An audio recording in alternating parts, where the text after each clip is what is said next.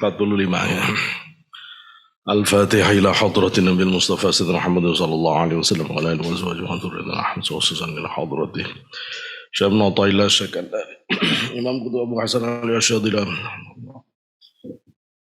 Bismillahirrahmanirrahim Abu al-Abbas al-Mursi Syamna Taila Sakandari Syamdul Majid Hasan bin Affan bin Umar Karmatin al-Hadirin Al-Fatihah Bismillahirrahmanirrahim Alhamdulillah Rabbil Alamin إياك نعبد وإياك نستعين اهدنا الصراط المستقيم صراط الذين أنعمت عليهم غير الضالين آمين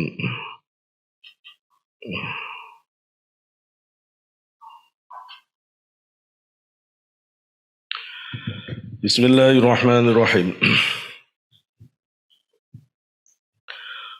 ما قل عمل Baroza min qalbin zahidin wala kathura amalun baroza min qalbin raghibin. Ma qalla, tidaklah sedikit opo amalun amal baroza yang nampak opo amal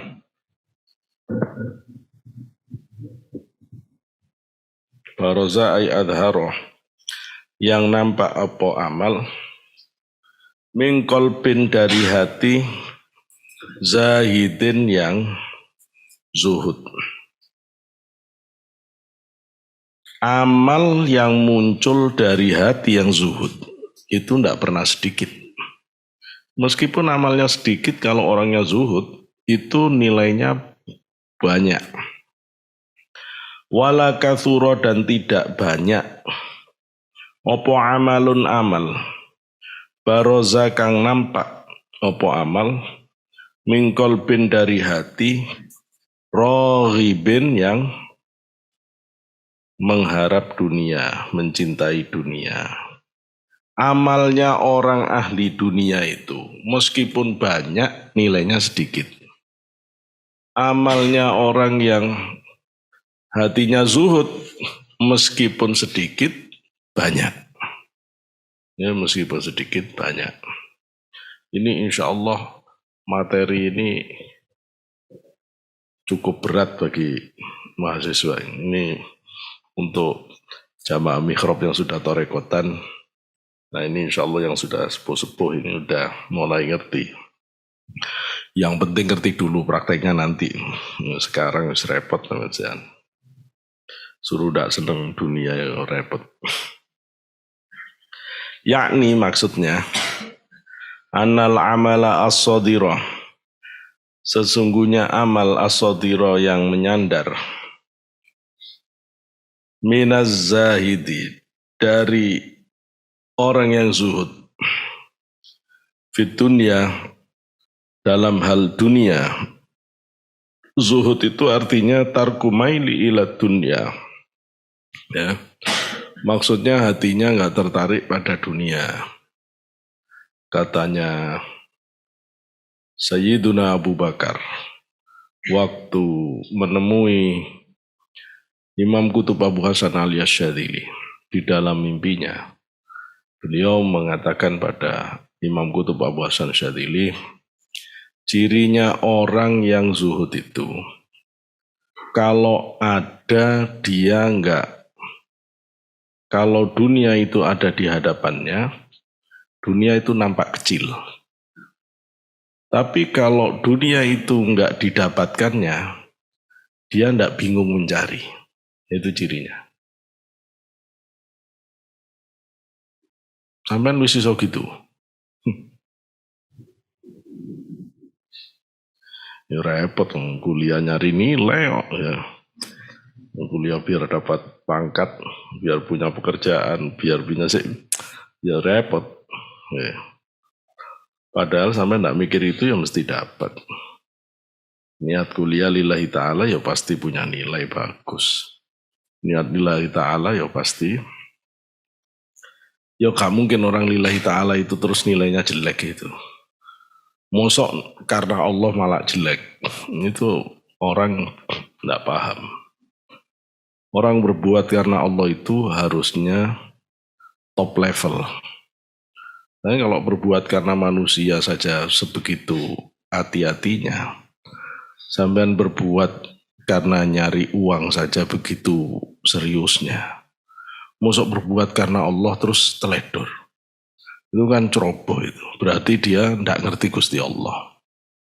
Jadi kalau orang yang sudah ngerti Gusti Allah, berbuat karena Allah itu justru lebih perfect, lebih hati-hati, lebih tidak main-main. Jadi kalau cuma berbuat karena manusia, manusia. Ya, tapi karena Allah itu justru yang sangat serius itu. Cuma orang tidak ngerti. Jadi kalau sudah karena Allah itu terus jadi seenaknya sendiri. Jadi kalau sudah lillahi ta'ala itu terus jadi seenaknya sendiri.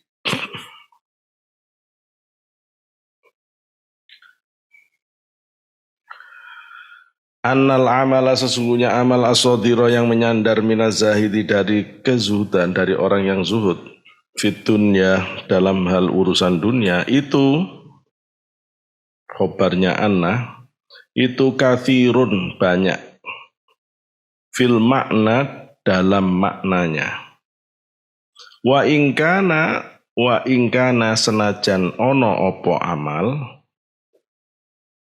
iku kolilan sedikit wa ingkana senajan ono fa'ilnya kana amal khobarnya kana iku kolilan sedikit fis surati di dalam gambarannya. Orang yang zuhud itu meskipun amalnya sedikit, nampak di gambarannya itu sedikit, nampak amalnya sedikit, tapi tetap itu banyak maknanya. Kenapa?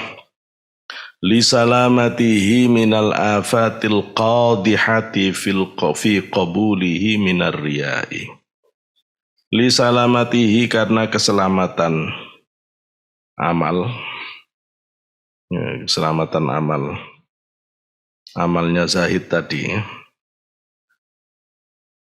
minal afati dari keburukan, al-qadihati yang mencemari, ngotori, mencemari, fi qabulihi di dalam qabulnya amal, minar riya'i dari sifat riya. Sifat riya wa tasannu'i dan dibuat-buat linnasi karena manusia. Orang kalau sudah zuhud, ya gak mungkin riya. Orang zuhud sudah tidak kepingin nyari uang kok. Ya. Dia ceramah ya tidak kepingin dibayar. Dia ngaji ya tidak kepingin didengarkan orang. Dia ibadah ya tidak karena siapa-siapa. Kalau sudah begitu dia tidak akan membuat-buat.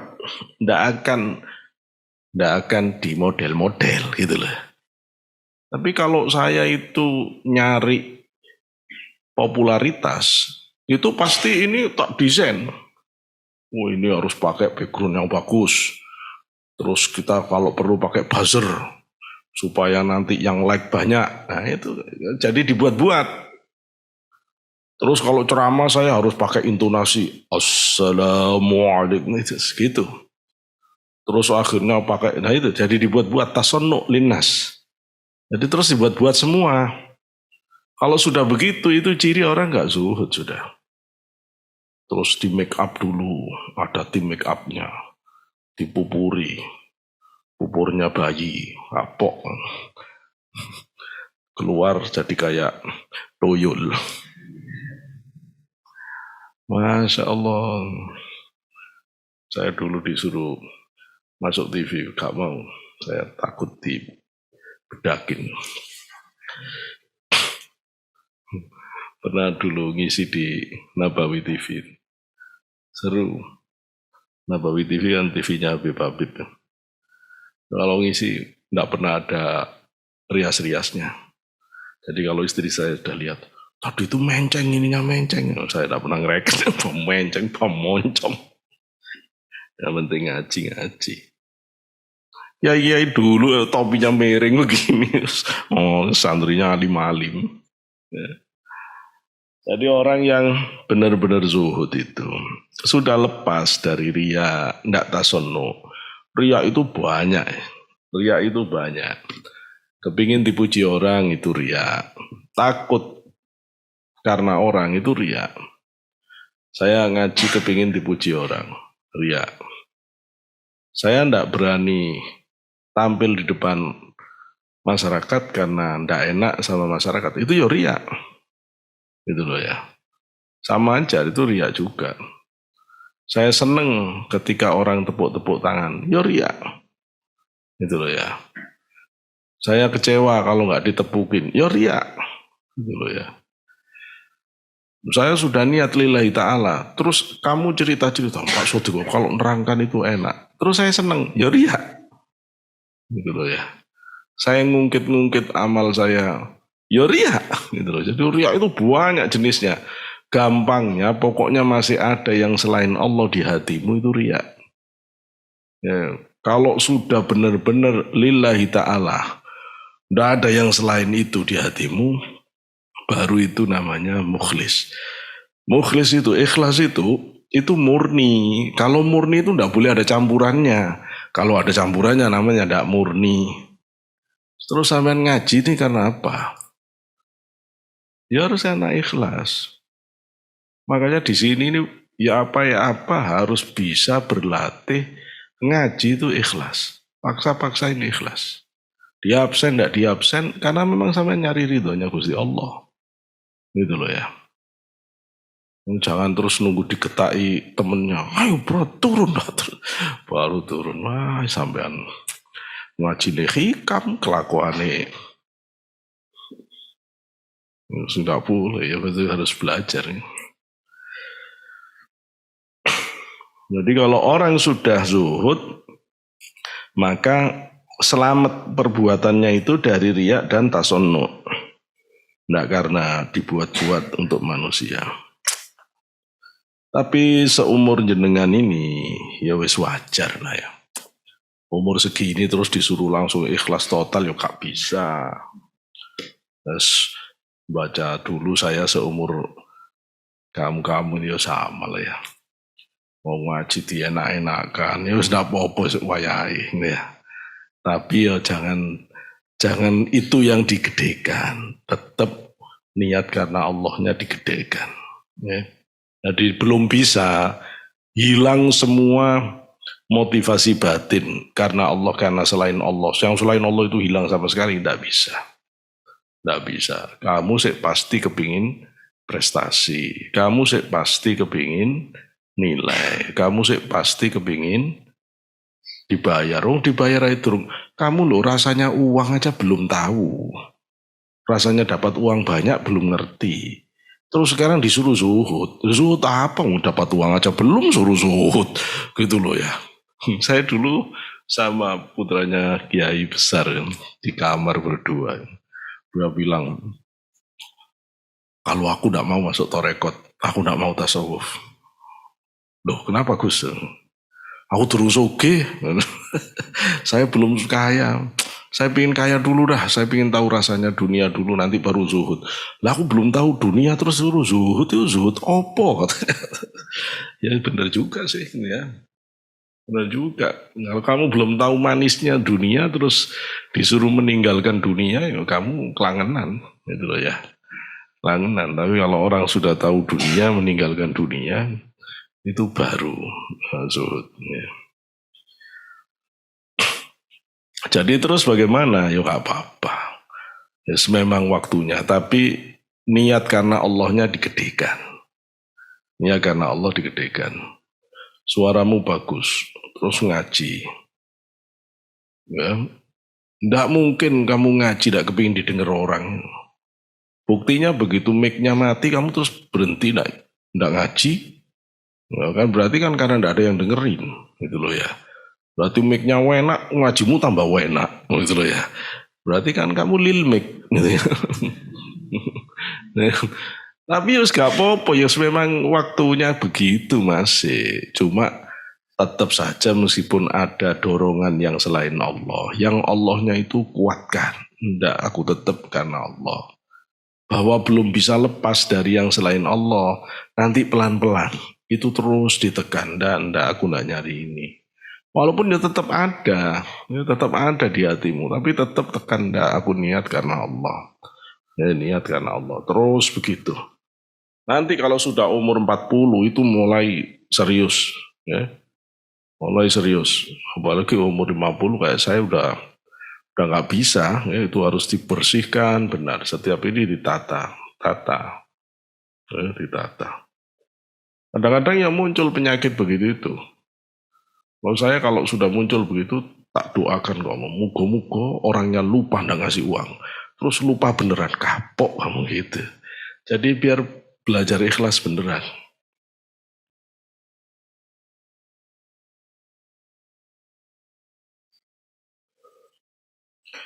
Jadi amalnya orang yang zuhud selamat dari afat al-qadihah. Ya, keburukan-keburukan yang mencemari diterimanya amal itu. Baik dari jenis riya, dari tasonnu linnas, wa talabil i'radi, wa talabil a'radi dunyawiyati. Wa talabil a'radi ad-dunyawiyati. Dan dari mencari a'rad itu bisa harta, bisa kehormatan.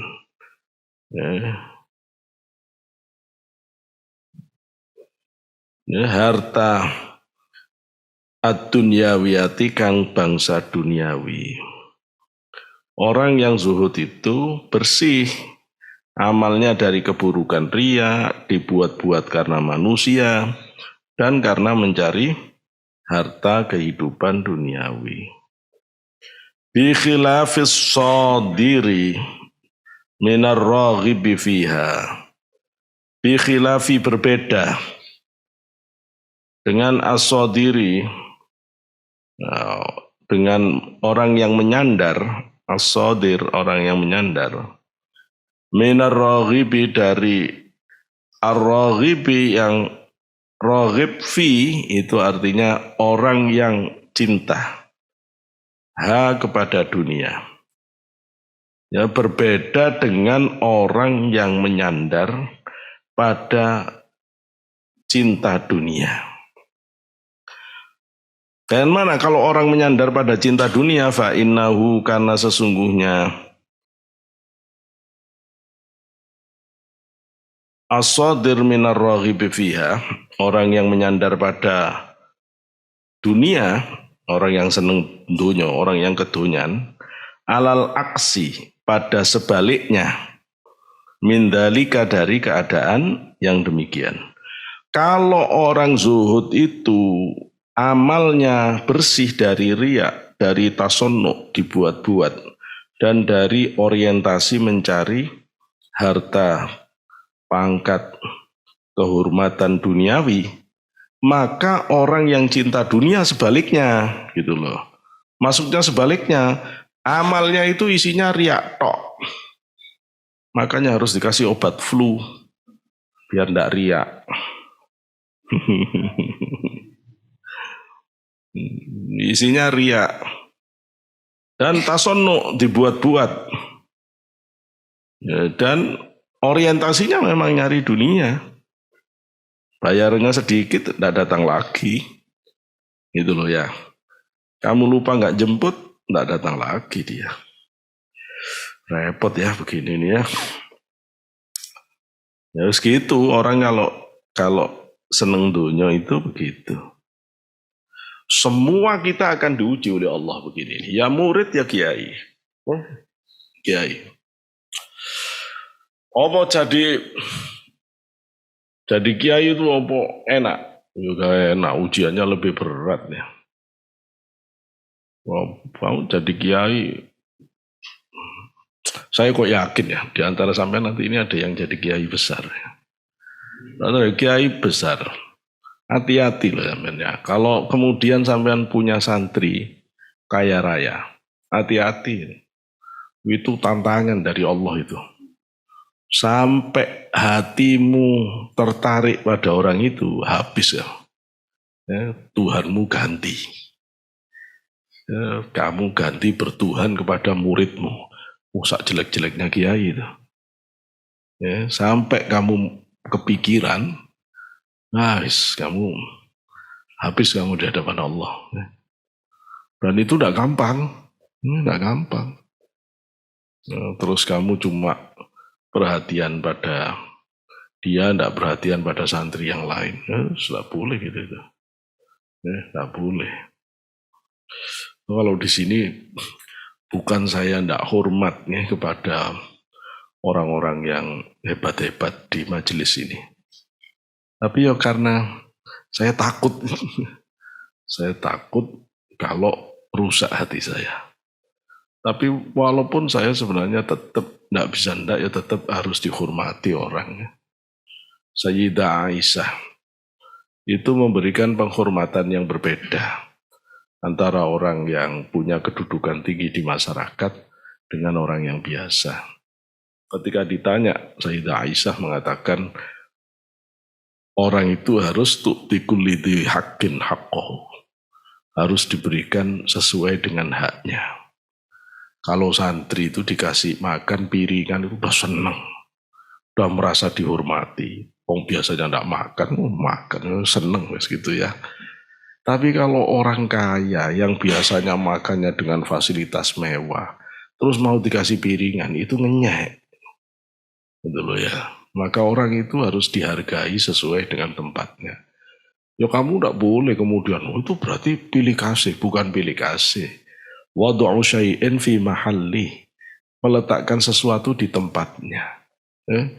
Meletakkan sesuatu di tempatnya. Kalau misalnya jenengan tahu hati saya, terus saya doa, misalnya saya sebut satu murid saya. Kebetulan misalnya murid itu kaya. Aslinya bukan karena kayanya saya. Tapi karena bagusnya batin orang itu memperhatikan majelis ini. Karena senangnya saya lihat orang yang mau berjuang serius ke jalan Allah. Itu yang lebih. Bukan karena uangnya. Maka ada orang yang berjuang di sini tidak karena uang. Ya pasti saya tarik duluan itu di hati saya. Pasti saya sebut dulu di hadapan Allah. Yang enggak ya, yang biasa-biasa ya biasa, dia biasa terus masuk minta spesial, gitu loh ya. Jadi begitu itu harus adil, harus adil di hati ini, harus adil. Tidak boleh kita kemudian ketarik gara-gara persoalan duniawi. Tidak boleh. Hati-hati. Nanti sekarang belum sanggup. Nanti kalau sudah ngerti benar, ya. Kalau orang sudah cinta dunia, wis gak karu-karuan kelakuan nih. Terus dibuat-buat. Orang yang dibuat-buat wis gak ada nilainya ya. Perbuatannya udah gak ada nilainya.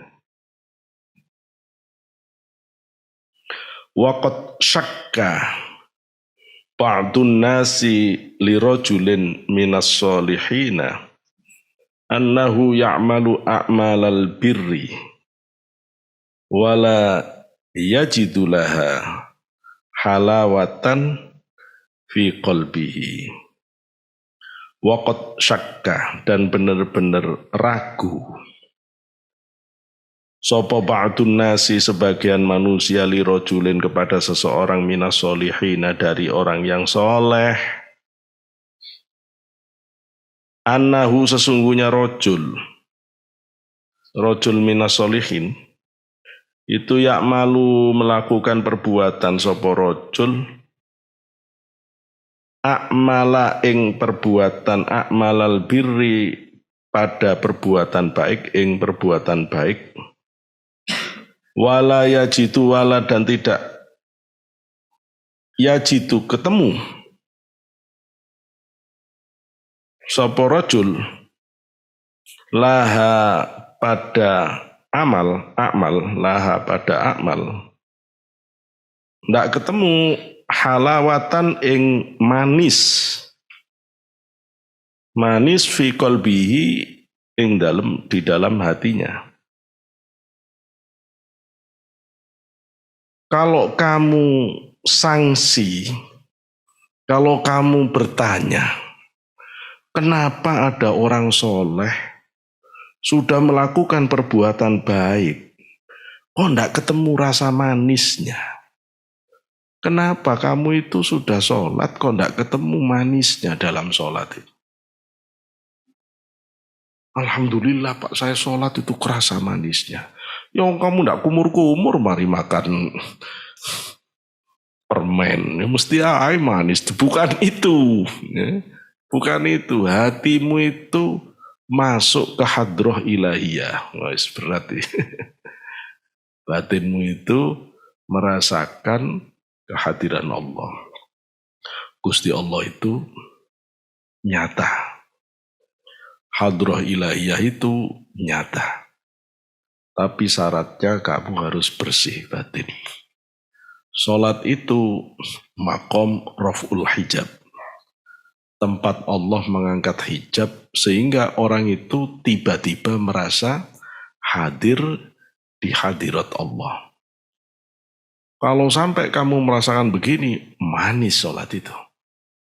Sholat itu nikmat sekali. Nikmat sekali. Kamu kalau bisa ngerasakan begini, tidak usah disuruh nambah sholat sunnah. Tidak usah diceramayu. Sholat sunnah itu pahalanya. Wis gak perlu. Itu kayak laki-laki sudah tahu manisnya cinta. Nggak usah disuruh datang. Malah kamu harus nahan supaya jangan terus-terusan datang. Terus-terusan datang, gak enak. Tapi gak bisa karena sudah tahu manisnya. Ya, orang kalau sudah tahu manisnya ibadah, gak bisa berhenti. Karena udah menikmati. Kamu ngerti manisnya ngaji, itu hilang lelah. Ayo. Ini ada teman-teman yang dari UIN, jauh-jauh. Ngapain ke sini? Tahu manis. Orang itu kalau kena manis itu nggak peduli. Nggak peduli. Tapi kalau orang belum tahu manis, tersiksa. Tersiksa. Oh, kamu loh aslinya mondok itu dipaksa bapakmu. Terus mondok itu kesiksa terus. Ini kesiksa terus lama-lama. Sampai sadar terus jadi manis. Mungkin begitu ya. Jadi manis. Tapi kalau ada orang ibadah kok udah ketemu manis. Sholat itu tidak terasa manisnya. Ngaji gak terasa manisnya. Ya. Pikiran tidak terasa manisnya. Sholawatan tidak terasa manisnya. Kok gak ketemu manisnya? Itu sakit batin sampean. Itu kayak orang makan apel pahit, tidak ketemu rasanya. Dikasih madu itu loh pahit. Dikasih bakso pahit. Dikasih sate sebentar lagi pahit. Gitu loh ya. Loh kok sih pahit terus ini bagaimana kamu? Kalau pahit terus itu bagaimana? Kalau kamu begini berarti sakit kamu. Ya sakit kamu. Jadi kalau sampai Quran itu tidak ada rasanya, kalau sampai kamu sholat itu cuma males tok isinya. Kalau sampai pikiran itu kamu nggak tertarik. Kalau sampai sholawatan kamu nggak tertarik, harusnya kamu cepet-cepet berobat. Karena itu kamu sudah pasti sakit kamu. Ya. Makanya di sini ditanya, kalau ada orang yang soleh, kemudian dia melakukan amal perbuatan baik, walam yajid laha halawatan fi qalbihi, kok dia tidak ketemu? Ya. Tidak ketemu halawah, manis di dalam hatinya. Faqala, maka berkata, sopo sing ngomong? Paling rumet yang gini-gini ini ya. Faqala, maka berkata,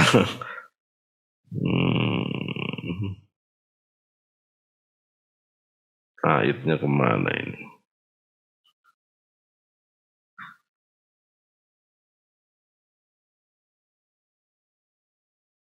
Bisa Abdul Majid Asyarnubi, karena di sini tidak ketemu siapa yang bicara ya.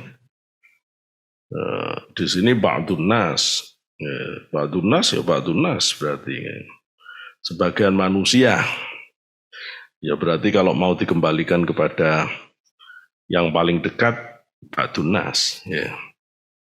Faqala maka berkata sapa ba'dun nas, artinya sebagian ulama.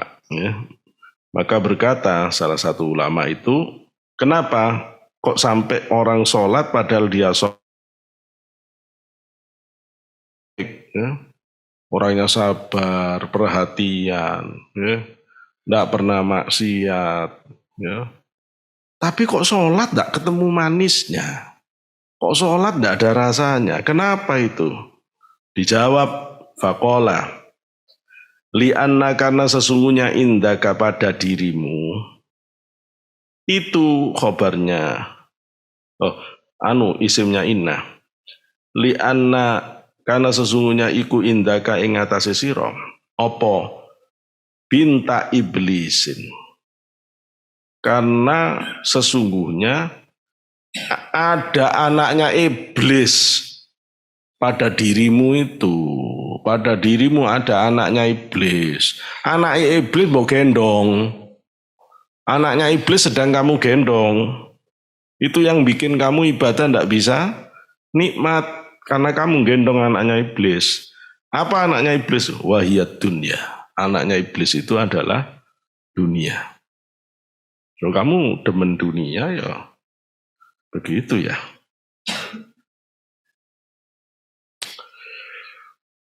Kamu rajin zikir kayak apapun ya. Hafal Quran kayak apapun. Rajin sholat malam kayak apapun. Tidak akan bergerak batinmu kalau kamu sudah senang dengan manisnya dunia. Ya. Kalau kamu dengar lagu-lagu itu senang banget. Ya. Kemakanan itu senang banget. Ya. Keduit itu senang banget. Kamu sholat sampai jebol. Kamu baca Quran 1 hari hatam tiap hari. Tidak akan kemana-mana batin. Ya, tetap rasanya hampa. Lama-lama kamu bubar semua amalanmu. Capek ngaji tok, nggak ada apa-apanya. Capek sholat, segini-gini aja. Capek Sabtuan zikir, ya segini-gini aja. Kenapa? Hubbud dunya. Ya. Karena hatinya hubbud dunya. Wala buddalil abi. Dan tidak bisa tidak lil abi bagi bapak ayazura untuk mengunjungi ibnatahu anak bapak iblis fi baitiha di dalam rumahnya binti iblis di dalam rumah anaknya iblis. Kalau kamu menyimpan cinta dunia di hatimu, kata para sufi, itu seperti kamu memelihara anak iblis di dalam hatimu. Berarti hatimu jadi rumahnya anaknya iblis. Kalau anaknya iblis itu tinggal di rumahmu, ya mesti bapaknya akan datang mengunjungi anaknya di rumahnya. Nah gitu maksudnya. Wahuwa qalbuka. Yang dimaksud rumahnya anaknya iblis itu ya hatimu yang dikuasai oleh hubbud dunya. Wala yu'thara dukhuluhu. Wala yu'thara dan tidak akan memberi bekas. Wala yu'thira. Athara yu'thiru dan tidak memberi bekas. Apa dukhuluhu masuknya iblis. Illa fasadan kecuali keburukan. Iblis kalau sudah masuk sama sekali dia tidak akan bisa memberi bekas kebaikan kecuali keburukan. Begitu iblis masuk, langsung sampean tambah kikir gak karuan. Langsung dengki pada orang yang lebih kaya. Langsung jadi sombong. Langsung panjang angan-angan. Kata Zainuddin MZ, wiritannya cuma jikalau. Jika.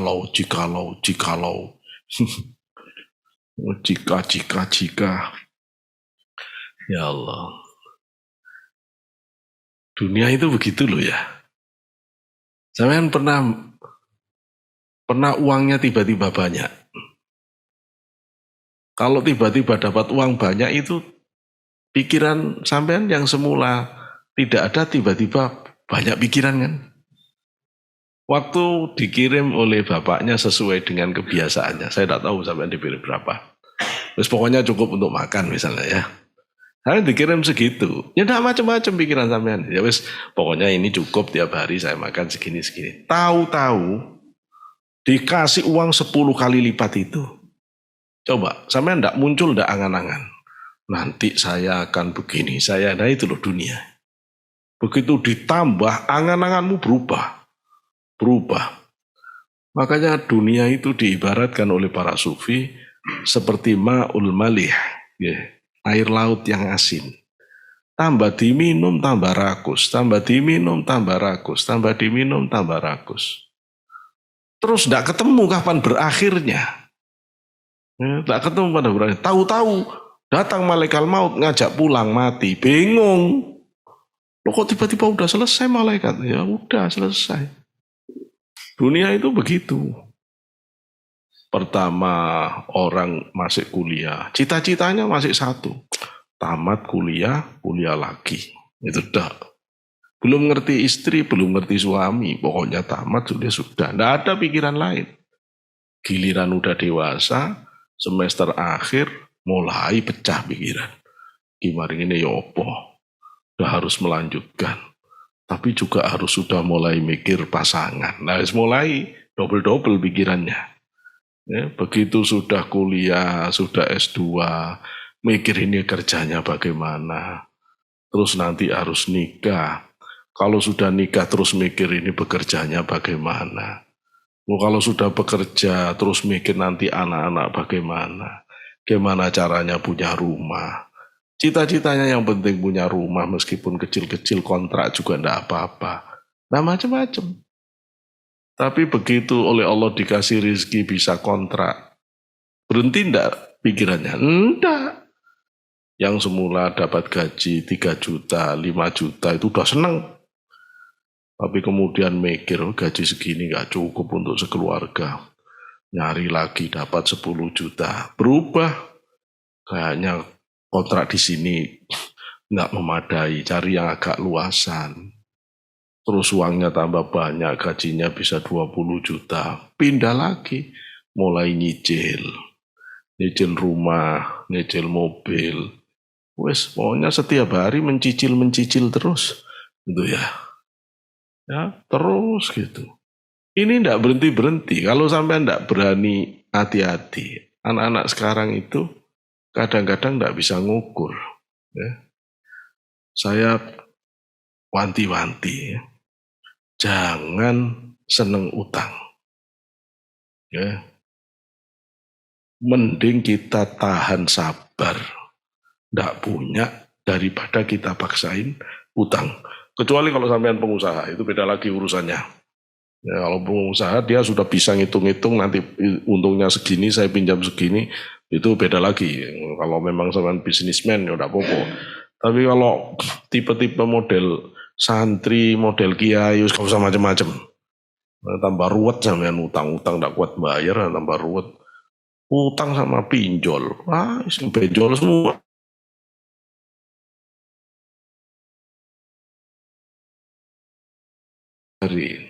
Tapi ibadahmu yang bagus, jangan maksiat. Rumusnya itu ya, jangan maksiat, ibadahmu yang bagus. Nanti waktunya kamu kaya pasti datang. Ya. Tapi syaratnya kamu jangan maksiat, rajin ibadah, rajin kerja apapun yang ada di ya, meskipun tidak ada duitnya, yang penting rajin dulu. Karena nanti itu akan jadi wasilah hadirnya rizki besar. Ya, hadirnya rizki besar. Jangan menyepelekan pekerjaan yang tidak ada uangnya. Ya, karena itu bisa jadi adalah pintu kamu mendapatkan keistimewaan. Banyak rahasia begini nih ya.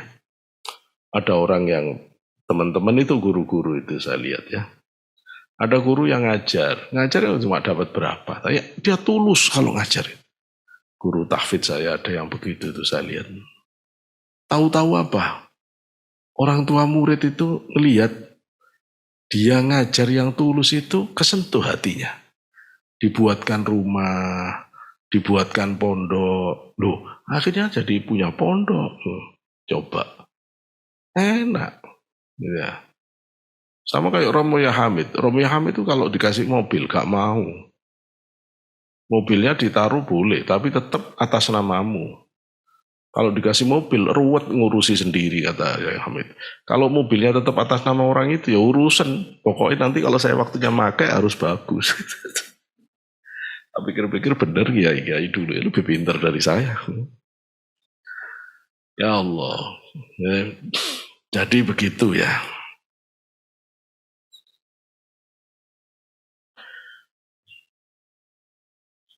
Thumma asyara ila ma huwa kadalili lidzalika biqauli. Thumma kemudian asyara memberi isyarat siapa Syekh atau ila As-Sakandari.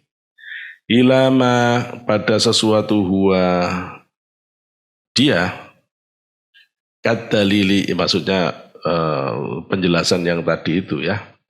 Kadalili seperti